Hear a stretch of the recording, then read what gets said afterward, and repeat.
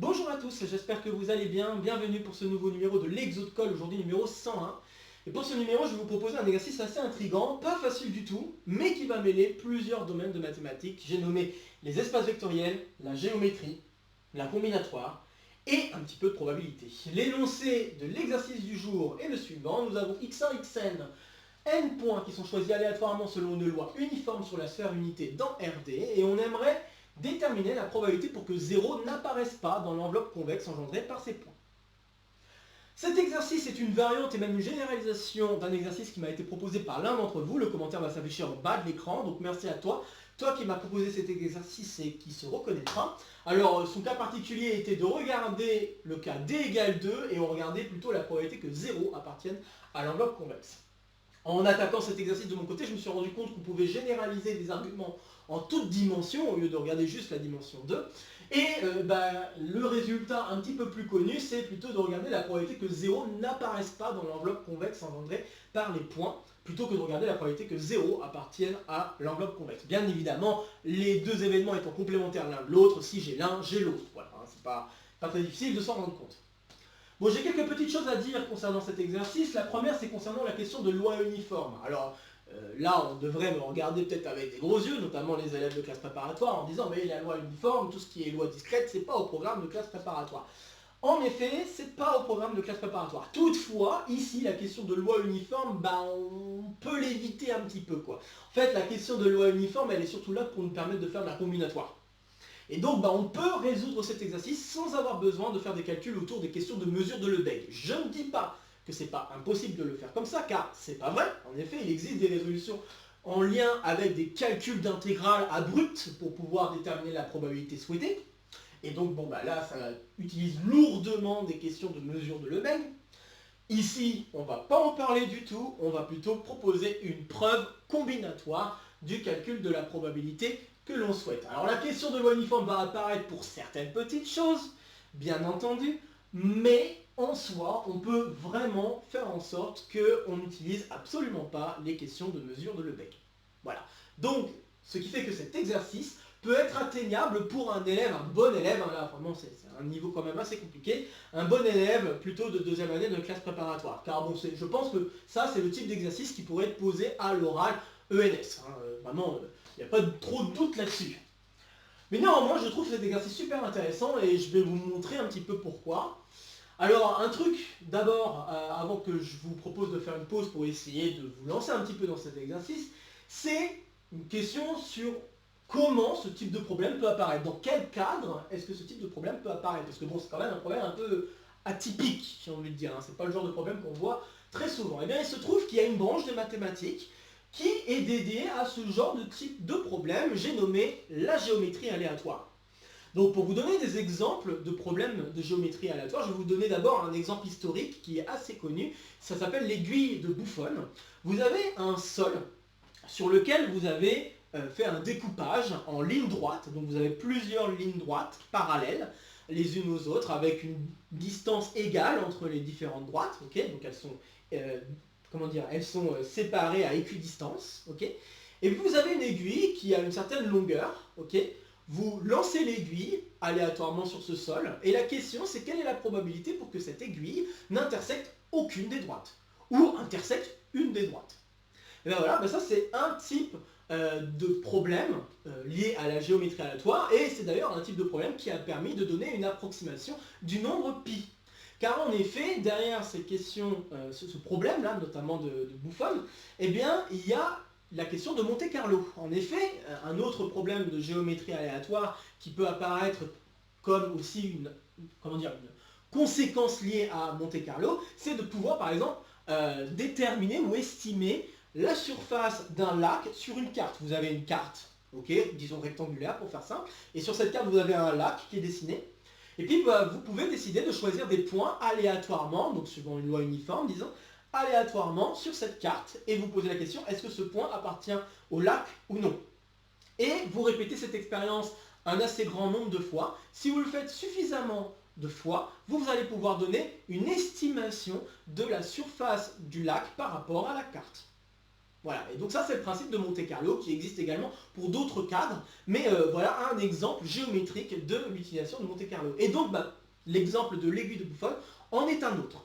Je vais vous donner aussi un autre problème assez rigolo de géométrie aléatoire qui vous montre aussi qu'il y a des questions sur quel type de loi il faut poser sur l'espace pour pouvoir faire les calculs de probabilité. Si je choisis 3 points aléatoirement sur un plan, quelle est la probabilité pour que le triangle formé ne soit fait que d'angles aigus? Donc c'est-à-dire que les angles formés par les 3 points, tous les angles formés par les 3 points dans le triangle donc, sont aigus.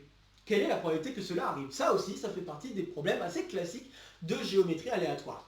Et donc voilà, c'est ça le domaine de géométrie aléatoire, c'est un peu mêler à la fois les questions de géométrie et les questions de probabilité.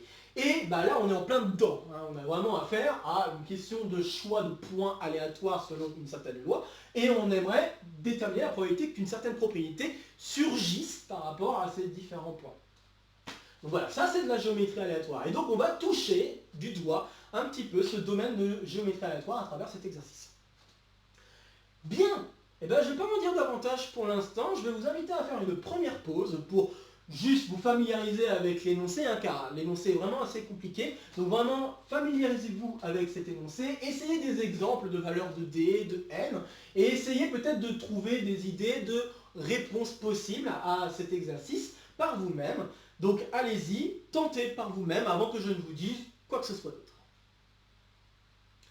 Ok, j'espère que vous aurez essayé et que vous aurez manipulé un petit peu cet exercice. Je pense vraiment que ça vaut le coup. Ok. Et là, vraiment, je vous invite à vraiment tenter des choses, hein, d'accord? Parce que là, c'est comme je l'ai dit, c'est un exercice très, très difficile. Donc, je n'imagine pas que quelqu'un puisse vraiment donner la résolution complète, à part quelqu'un de vraiment très fort. Mais sinon, je n'imagine pas vraiment quelqu'un pouvoir donner une résolution complète. Par contre, j'aimerais vraiment vous familiariser avec ce type de contenu mathématique, donc la géométrie aléatoire, et vous permettre de voir un petit peu quel genre de choses est-ce qu'on pourrait amener pour essayer de résoudre ce type de problème. Bon alors je vais d'abord commencer par une petite remarque qui me semble assez importante, c'est par rapport notamment à la question de loi uniforme, hein, je vous l'avais dit, on va l'utiliser quand même un petit peu cette question de loi uniforme, mais comme je l'ai dit aussi tantôt, on ne va pas aller du tout vers des questions de mesure de Lebesgue, d'accord? On va laisser ça de côté. Par contre, il y a un truc qu'on peut dire, c'est à cause du fait qu'on choisit une loi, enfin qu'on a choisi une loi uniforme sur notre sphère, ça va impliquer que si je choisis donc des points qui peuvent se voir comme des vecteurs dans RD, puisqu'il suffit de regarder les vecteurs qui vont de 0 vers xi, voilà. Eh bien, si je regarde ces deux vecteurs, la probabilité que ces vecteurs forment une famille libre, ça va être égal à 1. Et ça, c'est lié à la question de probabilité à densité, de loi à densité. Donc, étant donné que la loi uniforme est une loi à densité, il ne va pas être trop possible que les familles formées de moins de d vecteurs ne soient pas libres. On va forcément avoir des vecteurs qui sont libres. Et ça va avoir des conséquences assez importantes sur les questions d'hyperplan qui vont apparaître derrière. Hein, si vous voudrez aller un petit peu plus loin, on va voir petit à petit qu'on peut traduire le problème que l'on a sous les yeux à l'aide de questions d'hyperplan. Mais bon, on n'y est pas encore. Pour l'instant, voilà, le truc important qu'il faut constater, c'est que peu importe les familles de vecteurs qu'on va former avec cette loi, ces vecteurs, tant qu'il y en a moins de d, donc moins que la dimension, on peut assurer que les vecteurs doivent former une famille libre avec une probabilité égale à 1. Bien, alors commençons par des petits exemples vraiment, je pense très simples, hein, qui peuvent se comprendre très vite.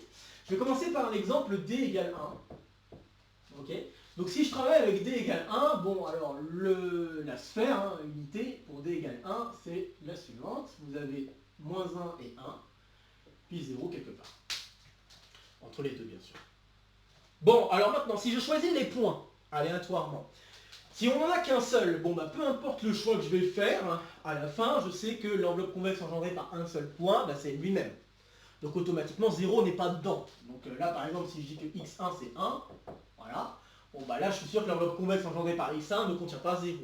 Donc la probabilité pour qu'il y ait un point, donc je vais peut-être donner un nom à cette probabilité, donc si vous me permettez, je vais noter la probabilité pour que 0 n'apparaisse pas dans l'enveloppe convexe x1, xn, sachant qu'on travaille en dimension d, donc x1, xn est dans RD. Bon, bien sûr, c'est dans la sphère, hein, bien sûr. mais c'est juste pour préciser la dimension. Et je vais la noter PND. Donc là, de manière assez évidente, P1, 1, c'est égal à 1. Maintenant, si je choisis un deuxième point, x2, aléatoirement, selon une loi uniforme, vous n'avez que 2 points, donc vous avez une chance sur 2 de vous retrouver soit en 1, soit en moins 1. Ça, je pense que ça va. Alors maintenant, vous avez une chance sur 2 de vous retrouver l'un à l'autre. Si x2 est égal à 1, bon là, tout va bien, l'enveloppe convexe c'est juste 1, donc tout va bien. Par contre, si x2 égale moins 1, là, ça va poser des problèmes. Puisque si x2 est égal à moins 1, alors l'enveloppe convexe engendrée par x1, x2, c'est le segment formé par moins 1, 1, et par conséquent 0 est dedans. Donc il faut éviter que x2 égale moins 1. Donc autrement dit, x2 doit être égal à x1, de manière un peu générale, parce que x1 ici égale 1, mais si x1 égale moins 1, bon, il faut que x2 soit aussi égal à moins 1. Donc ça veut dire que la valeur de x1 va imposer la valeur de x2 pour faire en sorte que 0 n'apparaisse pas dans l'enveloppe convexe. Ce qui fait alors que P2, 1, et ben ça doit être égal à 1,5. De même, vous pouvez constater que P3, 1, ça va être égal à 1 quart, puisqu'il va falloir que x3 soit égal à x2 soit égal à x1, parce que si à un moment donné, une paire de points sont opposés l'un par rapport à l'autre, alors forcément 0 est dedans, dans l'enveloppe convexe, je veux dire. Donc bon bah voilà, vous avez petit à petit cette petite récurrence évidente qui va s'en sortir, et donc bah conclusion, la probabilité que vous ayez fait un choix de n points de façon à ce que 0 n'apparaisse pas dans l'enveloppe convexe, dans le cas où d égale 1, ça va être 1 sur 2 puissance n-1. Voilà, donc ça c'est un cas facile qu'il fallait avoir vu par rapport à cet exercice pour essayer d'un petit peu plus comprendre de quoi il s'agit. Très bien. Maintenant un autre cas assez facile grâce à la remarque que j'ai faite ici, c'est le cas où n est plus petit que d. Alors, si n est plus petit que d, alors on va pouvoir affirmer que x1, xn forment une famille libre. Qu'est-ce que ça veut dire qu'on a une famille libre? Ça veut dire alors que pour, et là c'est vraiment de la première année de classe préparatoire, vous avez alpha 1 x1 plus blabla plus alpha n xn, si ça vaut 0, c'est équivalent à dire que tous les alpha i sont nuls. Ok. Bon, et puis qu'est-ce que ça veut dire que 0 soit dans l'enveloppe convexe, engendrée par x1, xn?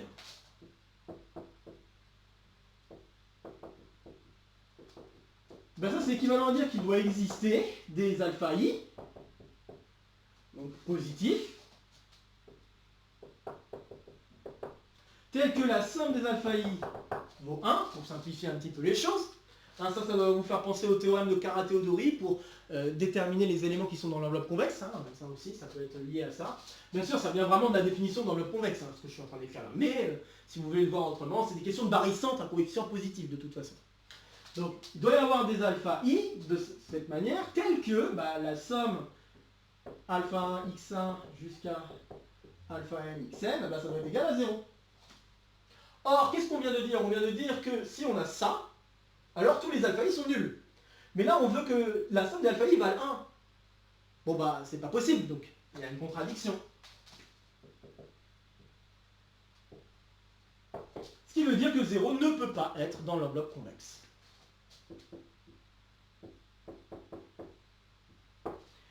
Et donc, le fait d'avoir la famille libre, en fait, c'est équivalent à dire que 0 n'est pas dans l'enveloppe convexe ici, et donc par conséquent, en tout cas ça implique, et donc par conséquent, la probabilité que 0 ne soit pas dans l'enveloppe convexe, donc je vais plutôt mettre PND, puisque c'est la validation que j'ai choisie, et ça c'est égal à 1 dans ce cas-là. Donc tant que n est inférieur ou égal à d, on va avoir cette probabilité-là qui va surgir. Bon voilà, on a traité donc des cas assez faciles, ça c'est plutôt bien. Et puis on peut commencer à regarder si on veut un cas un petit peu plus compliqué pour voir comment on pourrait s'en sortir.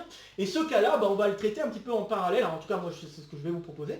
Je vais le traiter en parallèle du cas général. D'accord? Donc on pourrait attaquer le cas d égale 2. Hop. Et je vais me permettre d'effacer un peu le tableau. Hop.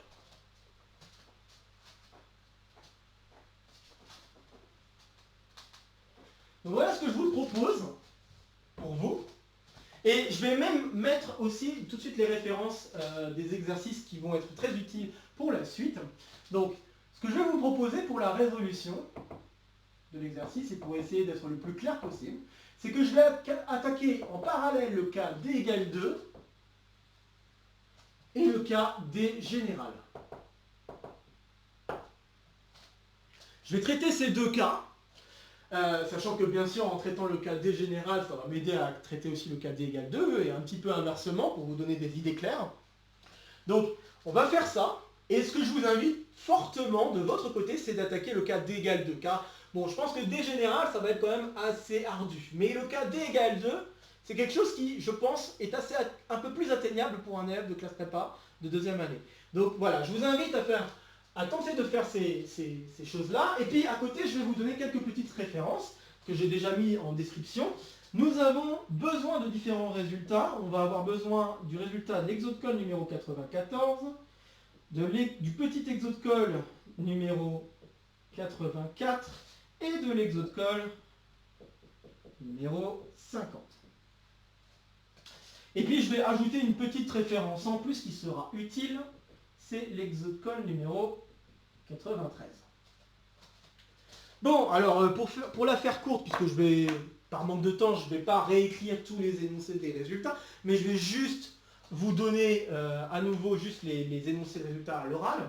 Donc, l'exo de colle 94, c'était une variante du théorème de Hahn-Banach. Donc en fait, l'idée de ce petit exo de colle, enfin de cet exo de colle, pardon, c'était de caractériser le fait qu'un point apparaisse dans l'enveloppe convexe engendrée par un ensemble de points. Tiens, c'est marrant comme truc. Donc là, on est justement en train de regarder un point qui n'appartient pas, cette fois-ci, à l'enveloppe convexe. Et on parle d'une caractérisation des éléments qui apparaissent dans l'enveloppe convexe. Alors cette caractérisation passe à travers des formes linéaires. Voilà. Donc ça, c'est un joli résultat. Je vous invite à aller jeter un coup d'œil avant d'aller plus loin dans cet exercice, si vous ne l'avez pas vu. Au moins voir le résultat, pas forcément aller voir la preuve. Si vous voulez, vous pouvez. Mais au moins aller voir le résultat, je pense que ça peut être très utile. Il y a le petit exo de colle numéro 84 qui va être utile. Alors lui, c'est le théorème de Fréchet-Riss, ou aussi appelé théorème de représentation de Riss, qui permet de faire un lien entre les formes linéaires et en fait, les vecteurs directement de l'espace dans lequel on bosse. Pour peu qu'on munit l'espace dans lequel on travaille d'un produit scalaire. Donc en effet, on va pouvoir faire un lien entre les formes linéaires et les produits scalaires, ce qui va nous permettre de changer les conditions qu'on a en forme linéaire en une condition liée à des vecteurs. Et ça aussi, ça va être très utile pour la suite. Et notamment très utile pour attaquer, dans un premier temps, le problème. Ensuite, nous avons l'exo de colle numéro 50. Donc l'exo de colle numéro 50, lui, il n'est pas utile tout de suite, mais il va y avoir un lien assez important qui va apparaître, car en fait, de traduction en traduction, on était parti de vecteurs et on va en arriver à des hyperplans. Et on va avoir besoin de savoir le nombre de composantes connexes qui va apparaître dans le complémentaire d'un arrangement d'hyperplan affine quelconque. Voilà. Donc on va avoir besoin de ça pour la prochaine étape, et j'ai envie de dire presque que ça va être la dernière étape. Pour la dernière étape, on va avoir besoin de ça qui va nous permettre de conclure le résultat final de la probabilité qu'on cherche. Et en petit aparté, je vous propose de regarder aussi l'exo de colle numéro 93, et pour être un peu plus précis, l'application associée à cet exo de colle 93, pour à nouveau insister sur la question de généricité, donc le fait d'avoir des hyperplans qui sont en position générique. Car en effet, la question d'avoir des vecteurs, à chaque fois, dans la famille des n vecteurs que je choisis, d'avoir des vecteurs qui forment à chaque fois des familles libres, c'est exactement de dire que l'ensemble des hyperplans que j'ai choisis sont en position générique. Donc ça, c'est pour remettre un point d'ordre, tout comme l'exo de colle 50, c'est pour remettre un point d'ordre sur la question d'avoir des hyperplans en position générique. Bien, maintenant que j'ai dit ça, je vais vous inviter à faire une pause dès maintenant sur la vidéo pour essayer de résoudre cet exercice, au moins dans le cas D égale 2. Ça peut être vraiment cool si vous arrivez à le faire, au D égale 2. Et puis, si possible, le cas D général. Mais déjà, le cas D égale 2, ça serait super. Donc je vous invite à faire une pause sur la vidéo pour essayer de résoudre cet exercice par vous-même avant que je ne vous dise quoi que ce soit d'autre. Très bien, j'espère que vous aurez essayé. Alors je vais attaquer un tout petit peu le cas D égale 2, mais je vais très vite embarquer vers le cas D général parce qu'il y a un petit quelque chose qui va être très utile à savoir concernant le cas D général pour avancer dans le cas D égale 2. Donc, dans le cas D égale 2, vous avez dû vous amuser à faire un petit cercle avec le 0 qui est quelque part. Et puis on va commencer à placer des points. Bon. Donc là je vais avoir d'abord x1. Et puis comme on l'a dit, x2, il n'y a qu'un seul endroit où je choisirai x2 de façon à ce que 0 apparaisse dans l'enveloppe convexe, et on a dit de manière générale, si je choisis au hasard, il y a peu de chances que j'arrive à ce point-là. Et donc c'est un petit peu pour cette raison qu'on a cette probabilité-là. C'est un peu, cette probabilité que j'ai écrite ici, ça vient un peu de cette idée que si je regarde d-1 vecteur, enfin même des vecteurs, et que je demande si la famille est liée, ça veut dire que l'un de ces vecteurs appartient à un sous-espace engendré par les autres xi, et à demander ça, ce sous-espace, en fait, il est de mesure nulle par rapport à la mesure de Lebesgue. Si on en parle rapidement, c'est un peu, ça vient vraiment de là, en fait. Ça vient vraiment de cette question-là. Donc là, ici, il n'y a qu'un seul point pour lequel ça serait possible d'avoir 0 qui apparaisse. Bon, d'accord, alors ça veut dire que je ne vais évidemment pas prendre ce x2-là, puisque d'une manière générale, je dois avoir x1 et x2 qui forment une famille libre. Donc on va dire qu'on a x2 qui est ici. Très bien. Et puis maintenant, réfléchissons à qu'est-ce qu'il en est pour x3. Alors, si je choisis x3 aléatoirement, bon, on pourrait se dire, très bien, je pourrais commencer à me dire, pourquoi pas essayer de mettre x3 ici, par exemple. Sauf que si je commence à dessiner l'enveloppe convexe, dans l'exemple que je viens de dessiner, on voit que 0 apparaît dans l'enveloppe convexe, donc c'est dans le triangle engendré par les xi. Donc là, on voit que le point 0, il est dedans, donc c'est raté. Je ne peux pas mettre x3 n'importe comment. Et on pourra constater, pareil, si j'avais mis x3 plus de ce côté-là, alors peut-être que là ça marche. Donc si j'avais mis x3 peut-être... Je vais le mettre encore un x3 d'un côté où ça ne marche pas. Donc si j'avais décidé de mettre x3 de ce côté-là, là encore on voit que 0 apparaîtrait dans l'enveloppe convexe. Mais il y a des cas de figure où x3, si on le choisit bien, on peut faire en sorte que tout aille bien, c'est-à-dire que 0 n'apparaisse pas dans l'enveloppe convexe. Donc si je choisis, essayer d'être efficace, si je choisis x3 pour être là-haut, là, l'enveloppe convexe engendrée par les 3 points, tout va bien, 0 n'est pas dedans. Bon. Donc là, on voit qu'il y a une région qui commence à se dessiner pour laquelle on ne peut pas avoir x3. Ça serait une bonne question de savoir, ok, mais est-ce qu'il y aurait une condition un peu géométrique qui permettrait de dire à coup sûr que si je choisis les xi d'une certaine manière, alors 0 n'est pas dedans. Eh bien, si vous regardez d'un petit peu plus près, le cas que je viens de dessiner, on peut constater qu'on peut mettre tous les points dans un même hémisphère. Ok ? Donc, si on arrive à mettre tous les points dans le même hémisphère, eh bien, on va pouvoir faire en sorte que 0 n'apparaisse pas dans l'enveloppe convexe. Et si par contre, ils ne sont pas tous dans le même hémisphère, bon là, on est un peu moins serein sur le fait de pouvoir dire que 0 est dedans. Alors bien sûr, là j'ai fait un choix un peu quelconque de l'hémisphère, parce que en règle générale, il peut y avoir un choix un peu quelconque à faire, mais c'est vrai que c'est une question. Est-ce que par hasard, on pourrait donner un argument qui nous dirait, en effet, tous les xi doivent être dans le même hémisphère. Alors, l'argument, il va venir du cas des générales et des résultats qui sont ici. Je le redis, parce que je sais, je me répète peut-être, je radote, je suis vieux, vous pouvez le dire, 29 ans c'est vieux. Bref, j'allais dire, c'est vieux, je rigole bien sûr. Mais ce que j'allais dire, c'est que n'hésitez pas à faire des pauses sur la vidéo pour essayer de deviner ce que je vais dire avant que je le dise.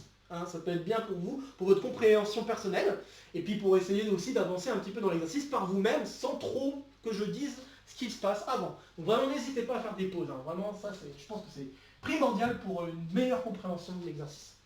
Donc si je lance le cas des générales en essayant d'utiliser les résultats de ces deux exercices, je vais traduire ce que ça veut dire que 0 n'est pas dans l'enveloppe convexe.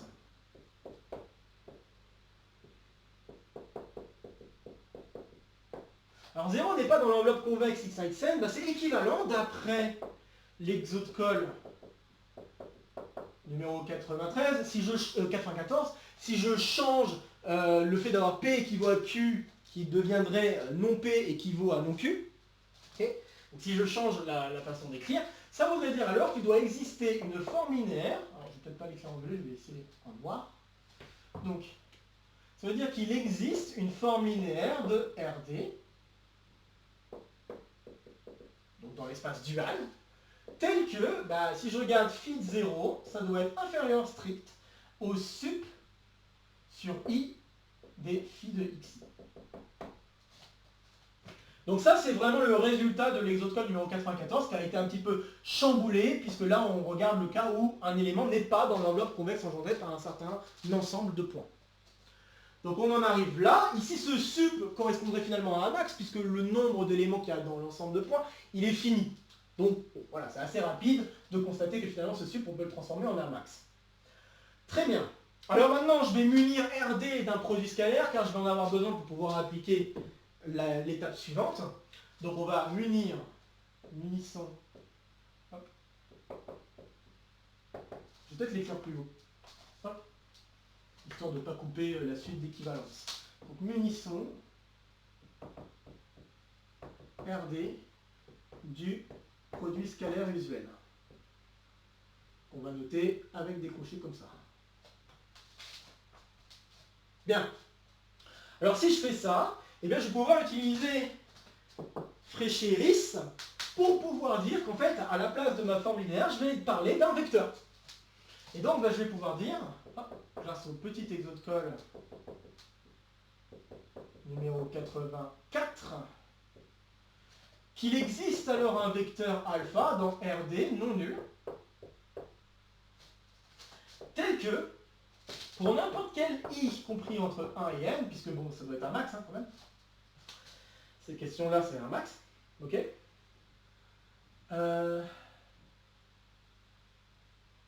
peut-être écrit une bêtise. Ah oui, j'ai écrit une bêtise. Ok, c'est pas supérieur, c'est inférieur. Hop, pardon. Donc on a ça, très bien. Et puis, qu'est-ce que j'allais dire donc? Du coup, si on a ça, alors ça veut dire que pour n'importe quel i, on va pouvoir avoir phi de 0 qui est supérieur strict à phi de xi. Mais phi de 0, hein, l'image de 0 par n'importe quelle forme linéaire, c'est 0. Bon, tout va bien. Et puis, phi de xi, ça va pouvoir s'écrire comme produit scalaire entre alpha et xi. Donc ça veut dire qu'on va avoir 0 qui est supérieur strict au produit scalaire de alpha avec xi. Encore une fois, les points xi, je les vois comme des vecteurs en remplaçant xi par le vecteur 0xi. Il n'y a pas de problème. Ok, très bien. Mais qu'est-ce que ça veut dire ce truc? Si je reprends l'image que j'ai ici. Dire ça, ça veut dire quoi? Ça veut dire qu'il doit exister un alpha. Si je regarde tous les vecteurs qui ont un produit scalaire avec alpha qui sont négatifs, ça veut dire que je dois appartenir à un demi-plan, ou un demi-espace plutôt. Je dois appartenir à un demi-espace qui est à l'opposé, à la place opposée de alpha. Tous les vecteurs qui vont apparaître ici vont avoir un produit scalaire positif avec alpha. Ceux qui apparaissent dans les pointillés, ça va être nul. Et puis ceux qui apparaissent ici, ils ont un produit scalaire négatif, strict. Et c'est exactement le dessin que j'ai là. Parfait. Du coup, je peux conclure alors que ça veut dire que tous les xi apparaissent dans le même hémisphère de ma sphère. Donc c'est ça, c'est équivalent à dire que x1, xn sont dans le même hémisphère.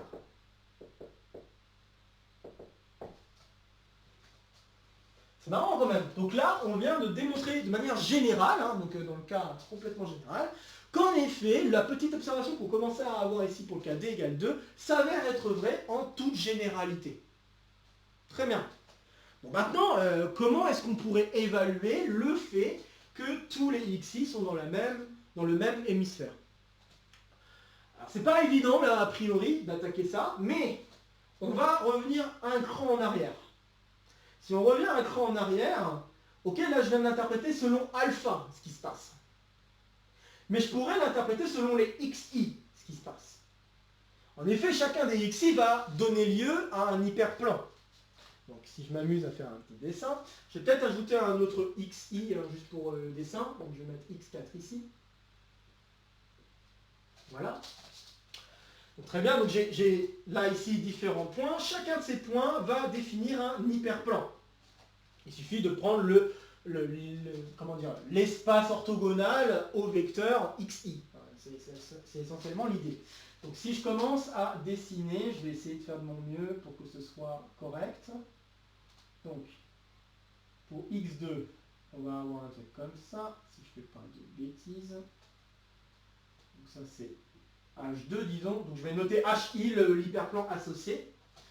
X4, alors X4 il est comme ça, donc l'hyperplan il va être comme ça. C'est H.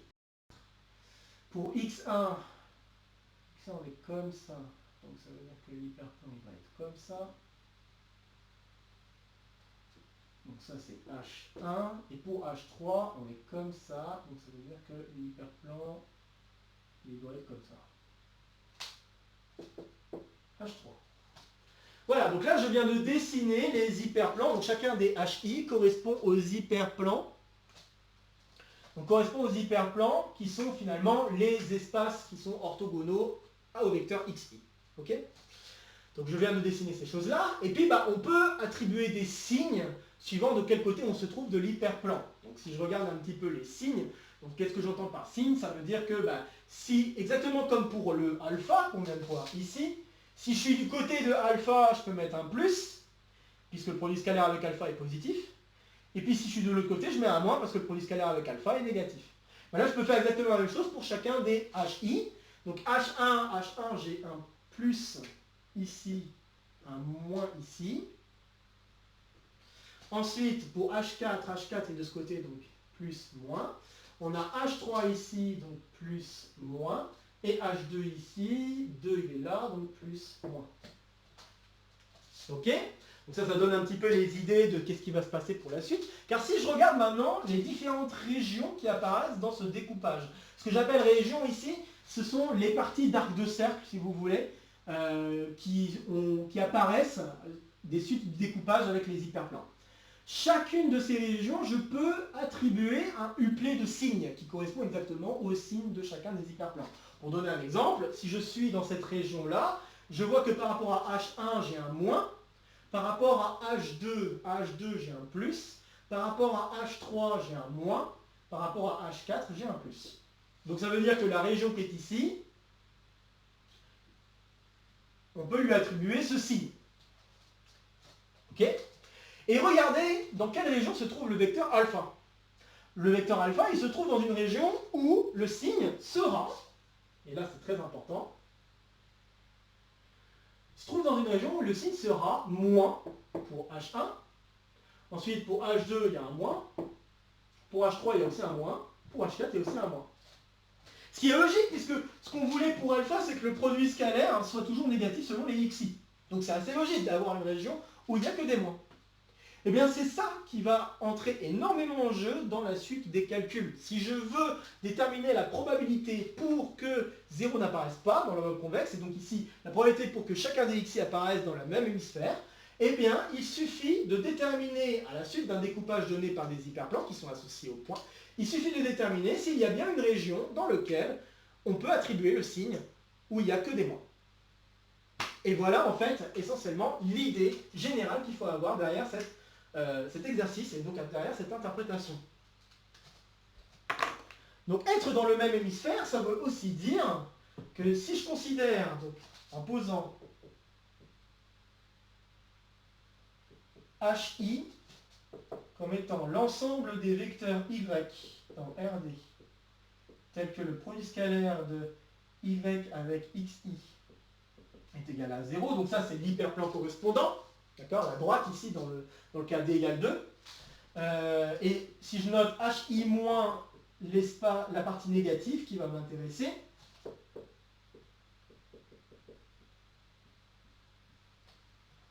bon dire que 0 n'est pas dans l'enveloppe convexe, c'est équivalent à dire que l'intersection des HI moins est non vide.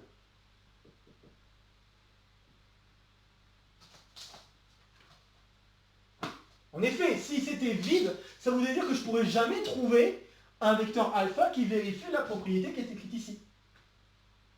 Donc par conséquent, si je ne peux pas trouver de vecteur alpha qui vérifie cette propriété-là, je me retrouve avec non cette propriété, et donc, je me retrouve avec 0 qui est dans l'enveloppe convexe. Ok, et donc on en arrive à une traduction où, au lieu de travailler directement les points qui sont sur la sphère, on peut travailler les hyperplans. Super, très bien. Alors, je Je vais effacer... Qu'est-ce que j'efface? J'efface... Je vais effacer un petit peu là. Hop. Très bien. Alors maintenant que j'ai dit tout ça, on va essayer d'avancer un cran, car là on va arriver à la partie difficile. Je vais refaire un dessin de la sphère juste pour qu'on ne soit pas trop perdu sur ce qui va suivre.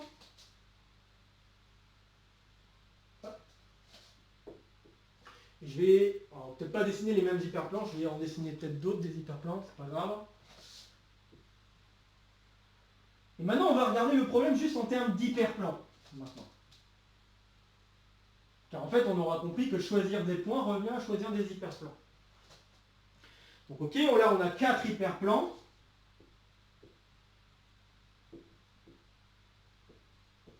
Voilà. On a 4 hyperplans. Alors, le fait que les hyperplans soient en position... Donc là, les hyperplans, on va affirmer tout de suite un truc, les hyperplans sont en position générique.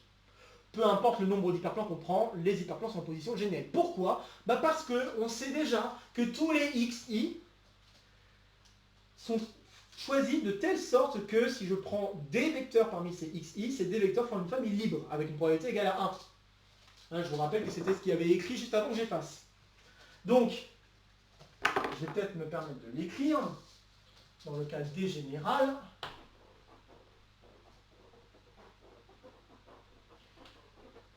Que la probabilité que les HI soient en position générale, générique, pardon, c'est égal à 1. Alors permettez-moi de rappeler rapidement ce que ça veut dire position générique. Position générique, ça veut dire qu'on a des conditions sur les intersections des hyperplans. Donc ça veut dire que si je prends deux hyperplans, forcément ils s'intersectent avec une dimension inférieure. Donc si les deux hyperplans sont de dimension, disons D-1, alors l'intersection est de dimension D-2. Si je prends trois espaces, trois hyperplans, la dimension de l'intersection des trois hyperplans doit être D-3, etc., etc. Là, quand on travaille avec des hyperplans vectoriels, c'est exactement ce qui se passe. Quand on travaille avec des hyperplans affines, ça demande un tout petit peu plus de choses. On doit éviter d'avoir des hyperplans qui concourent les uns aux autres. Donc là, par exemple, des droites qui concourent au même point. Si on a des hyperplans, si on a des droites choisies de manière générique, on doit faire en sorte que les droites ne concourent pas. Par contre, elles s'intersectent toutes deux à deux. Mais on ne doit pas avoir de point de concurrence.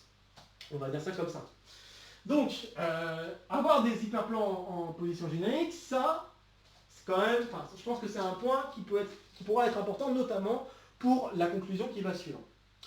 Bon, alors d'accord, on a choisi donc des hyperplans, d'accord, donc là c'est ce que j'ai fait comme dessin ici. Et puis pour chacun des hyperplans, il faut faire un choix de signe. Ce choix de signe, on a une chance sur 2 pour chacun des signes.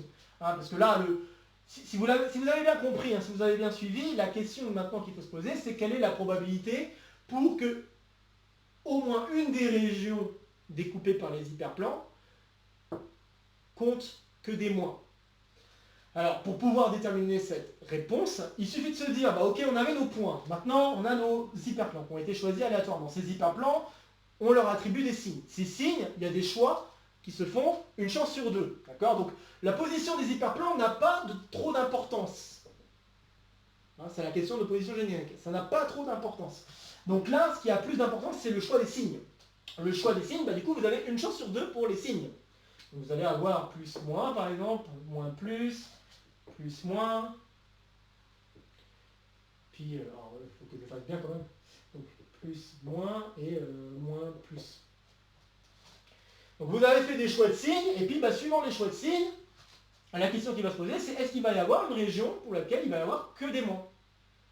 Alors, si vous choisissez au départ, donc là j'ai fait un choix un petit peu aléatoire, je ne sais pas si je vais avoir un endroit où il n'y a que des signes moins. J'ai l'impression que non, parce que s'il devait commencer à y avoir que des signes moins, ici je vais avoir moins, donc si je regarde les hyperplans, je vais avoir moins, moins, plus moins. C'est ça. Et malheureusement, il ne va y avoir aucun endroit où il va y avoir que des moins, parce que là où il y avait le plus de moins, c'était ici.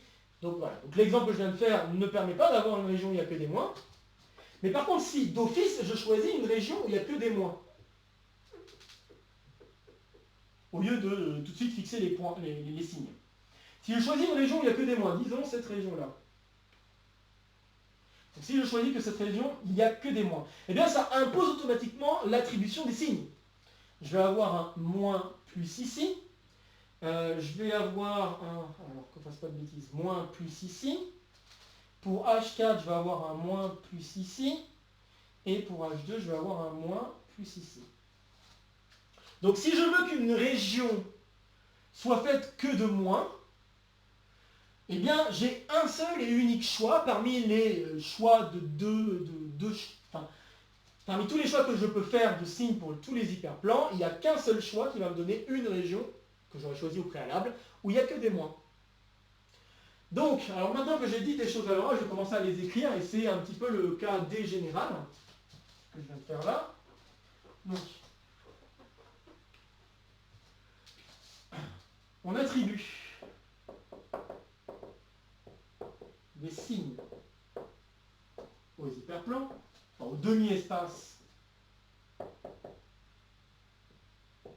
découpés par les hyperplans.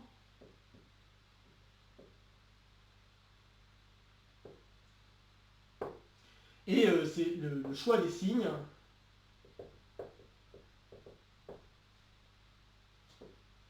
Donc, il y a deux choix de signes, pardon, je vais écrire ça. Donc, il y a deux choix de signes pour chaque hyperplan. Il y a deux choix de signes pour chaque hyperplan.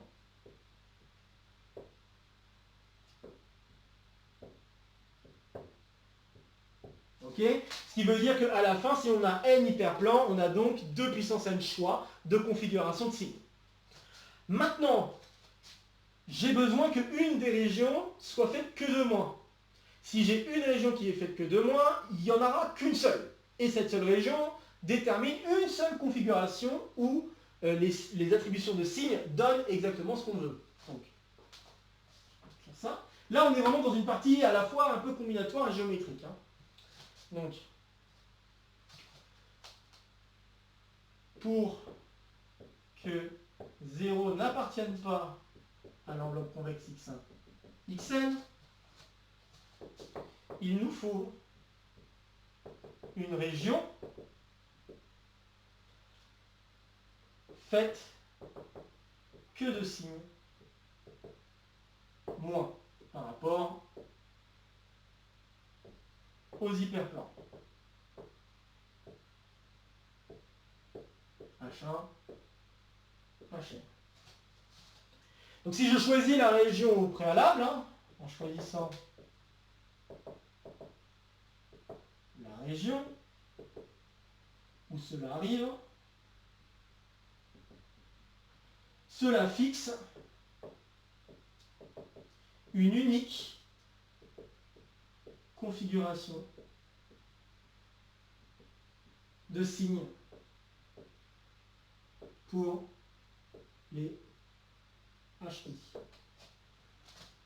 D'accord ? Donc c'est pas très difficile de s'en rendre compte, puisque même dans le cas général, si je donne une région où il n'y a que des moins, ben, il suffit de regarder tous les hyperplans qui le bordent, qui mettent les signes moins et plus, regarder chacun des hyperplans, et en fait se poser la question de quel côté se trouve cette région par rapport à cet hyperplan. Ça suffit. Donc pour chacun des hyperplans, la région où j'ai dit qu'il y avait des moins, ben, je vais mettre un moins de ce côté-là, puis je mettrai un plus de l'autre côté. Et il n'y a aucun problème à dire de quel côté se trouve la région, puisque les hyperplans, ça coupe vraiment les espaces, en deux demi-espaces, il n'y a vraiment aucun problème, il n'y a aucune interaction là-dedans. Donc très bien, donc une fois que j'ai ça, voilà, c'est plutôt cool. Du coup, ça veut dire qu'il y a combien de possibilités qui vérifient ce que je souhaite, c'est-à-dire qu'il y a une région où il n'y a que des moins. Eh bien, il y en a exactement le même nombre que le nombre de régions données par un découpage, par des hyperplans. Donc ici, le nombre de possibilités, le nombre de configurations telles que une configuration telle que une région vérifie ce que l'on souhaite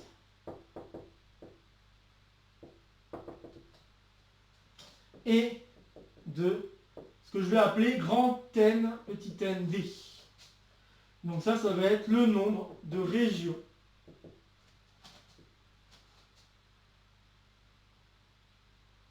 dans le découpage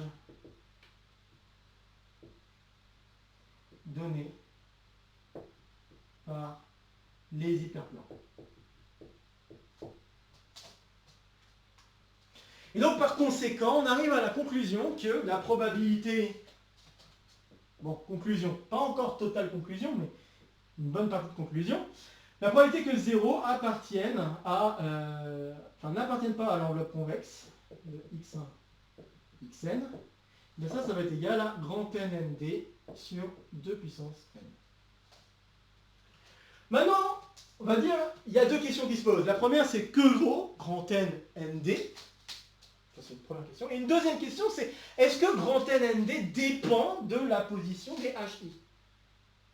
Car oui, quand même, on pourrait se poser la question, oui, bon d'accord, là j'ai choisi les HI aléatoirement, hein. Donc a priori, les régions, il n'y aurait peut-être pas de raison pour laquelle ce nombre-là ne dépendrait pas de la position des HI. Eh bien, il se trouve que, en effet, ce grand NND ne dépend absolument pas de la position des HI, étant donné que les HI ont une probabilité égale à 1 d'être en position générique. Et ça va avoir vraiment son importance. Alors, comment on va faire pour déterminer ce nombre? Alors, il existe un moyen combinatoire qui fait apparaître une relation de récurrence.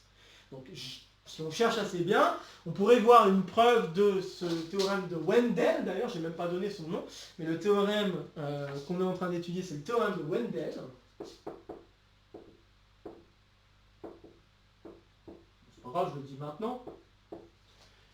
Et pour avoir ce résultat, il y en a qui proposent une preuve par récurrence.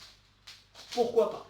Mais on pourra constater que la récurrence qui est proposée, elle n'est pas très très lointaine d'une preuve qu'on a déjà vue sur la chaîne. Et en fait, cette preuve, je vais vous l'expliquer ici. D'abord dans cet exemple, puis dans l'exemple général. Dans cet exemple, l'idée est la suivante. Prenons l'hyperplan H4. Ok? Et puis découpons la sphère en deux par rapport à H4. Très bien. Maintenant, je vais regarder la surface de ma sphère ici. Ok? Et puis, ce que je vais faire, c'est que je vais... Donc la surface de ma sphère ici, c'est juste un arc de cercle. Cet arc de cercle, je vais juste la redresser. Et puis, je vais l'étirer à l'infini. Ok? Donc je vais étirer les extrémités à l'infini. Ce qui va me donner l'image que je vais dessiner. Et pour l'instant, je vais essayer d'avoir ce dessin juste ici. Donc je vais dessiner le résultat de ce que je viens d'expliquer. Vous coupez votre sphère en deux par rapport à l'hyperplan HN. Et puis, on va regarder qu'une demi-sphère. Pourquoi c'est suffisant de regarder une demi-sphère d'ailleurs? Vous pourriez me poser la question. Parce que vous avez une symétrie par rapport à... pas tout à fait par rapport à... Enfin, c'est par rapport à 0. C'est pas par rapport à l'hyperplan, c'est par rapport à 0. Vous avez une symétrie par rapport à 0. Et donc, à cause de la symétrie par rapport à 0, si vous connaissez le nombre de régions que vous avez ici, vous allez connaître le nombre de régions qu'il y a ici. C'est le même.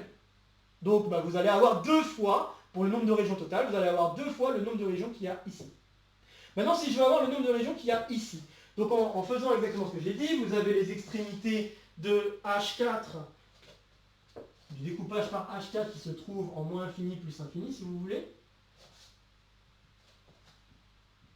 Ok? Et puis, entre-temps, vous avez les intersections données par H1, H2 et H3. Donc vous allez avoir H3, H1 et H2, si je suis le dessin que j'ai ici. Eh bien, vous pourrez constater que, en fait, ça revient exactement à regarder ce qui se passe en dimension 1. Et qu'est-ce qui se passe si je choisis un certain nombre de points? Alors ici, le nombre de points, c'est n-1. Si je choisis n-1 points dans un espace de dimension 1, et que je me pose la question, combien y a-t-il d'intervalles que j'obtiens via le découpage par ces points? Donc là, ici, on a 3 points, et ces 3 points découpent l'espace R1, si vous voulez, en 4 morceaux. Ok? Donc là, c'est ce qui se passe pour d égale 2, et donc, de manière générale, ce qui va se passer, c'est en faisant ça, vous avez Hn qui disparaît, vous allez avoir n-1 points, qui vont donc découper en n segments votre espace R1, ce qui signifiera alors que le grand n, nd, pour d égale 2, ce sera égal à 2 fois, puisqu'il faut regarder ce qui se passe en dessous et au-dessus, 2 fois n. Et ce qui va vous permettre de conclure que pour d égale 2, ben la probabilité, ça va être grand n, donc le grand n, on a dit que c'était 2 fois n, donc ça va faire 2 petit n sur 2 puissance n. Ce qui fait n sur 2 puissance n moins 1. Ok? Donc ça nous donne ce résultat, très bien, avec cette réflexion par rapport à ces histoires par rapport à ces histoires de points. Mais qu'est-ce qui se passerait de manière générale? Ce qui se passerait de manière générale, c'est un peu le même genre d'idée. Vous avez votre hypersphère de dimension d. Vous le découpez par rapport à l'hyperplan Hn. Par cet hyperplan Hn, vous allez avoir donc chacune des demi-sphères va avoir le même nombre de régions par symétrie par rapport à 0. D'accord? Donc il suffit de regarder ce qui se passe juste pour un hémisphère. Puis une fois que j'ai cet hémisphère sous la main, ce que je regarde, c'est que je le mets à plat, je fais tendre les bords vers l'infini, afin d'obtenir plus des droites, du coup, mais ça va être des hyperplans, mais ça va être des hyperplans de dimension 1 moins par rapport à l'espace sur lequel je bossais. Donc ça veut dire que je travaille dans un espace maintenant de dimension d-1, et donc les hyperplans vont être de dimension d-2 dans cet espace. Donc je vais avoir ce truc. Ok? Et puis une fois que j'ai ce truc, je me rends compte que les hyperplans vont être en position générique, étant donné qu'ils l'étaient déjà en position générique dans ce cas-là. Mais une fois que je l'ai mis ici, je vais avoir des hyperplans affines, puisque ici il n'y avait aucune raison que je passe par 0. Donc là, il y aura toujours, dans le cas général, il n'y aura toujours aucune raison pour laquelle je passe par 0. Okay? Donc je vais me retrouver avec n-1 hyperplans dans un espace de dimension d-1 qui vont être en position générique.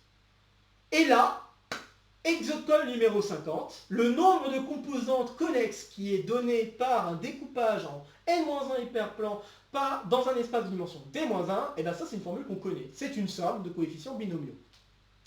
Très bien, alors maintenant je vais l'écrire.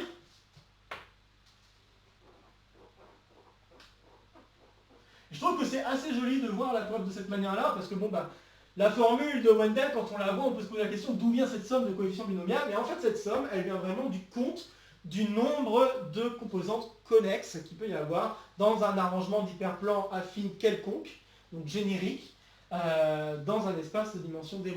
Je pense que ça, c'est assez joli à constater. Donc maintenant, si je veux compter le nombre de régions, donc pour déterminer ND,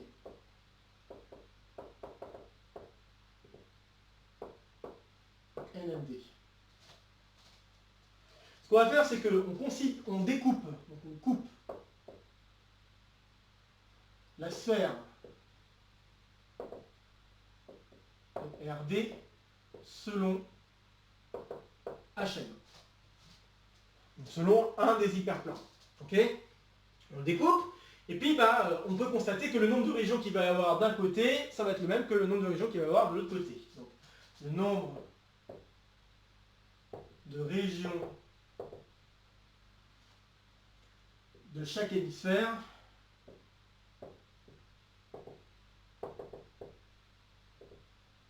est le même. On considère un hémisphère.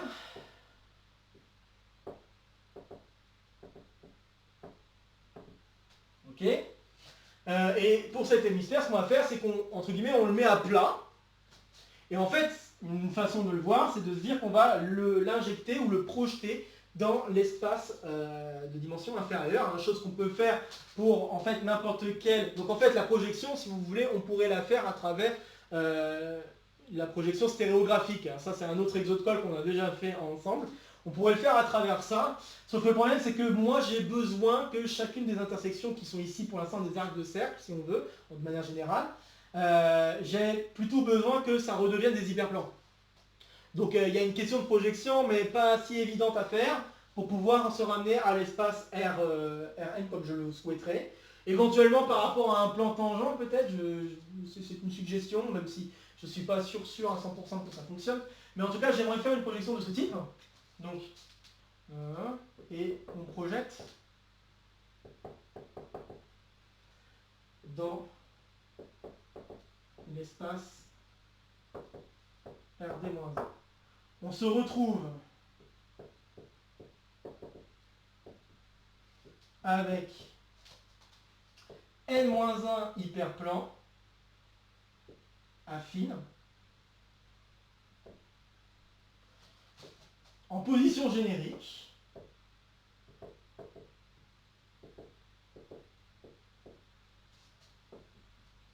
dans un espace de dimension d-1. Et paf, exode-colle numéro 50. On a vu que le nombre de composantes connexes qu'on peut avoir dans un espace de dimension d coupé par n hyperplan est donné par la formule suivante.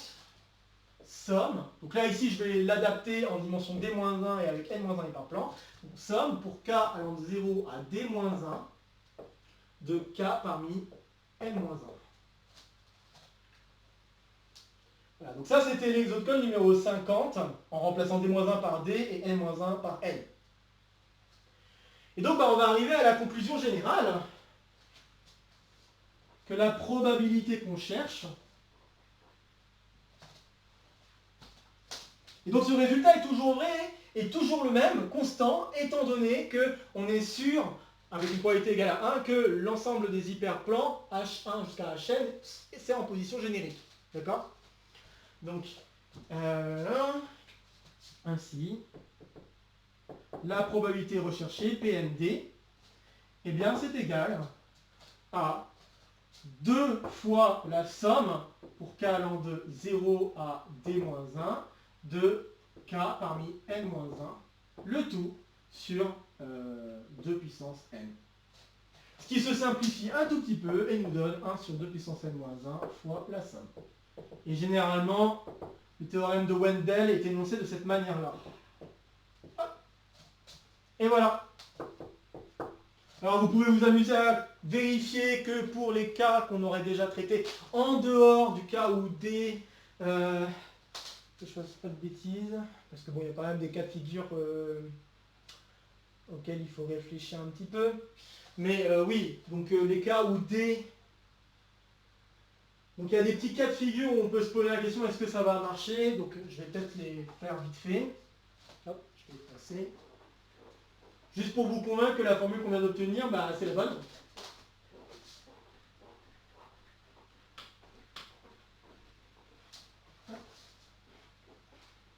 Bon, je peux les passer. Donc si je reprends le cas D égale à 1, donc le cas D égale 1, je vais avoir 1 sur 2 puissance n-1 fois la somme pour k allant de 0 à 0 de 0 parmi n-1.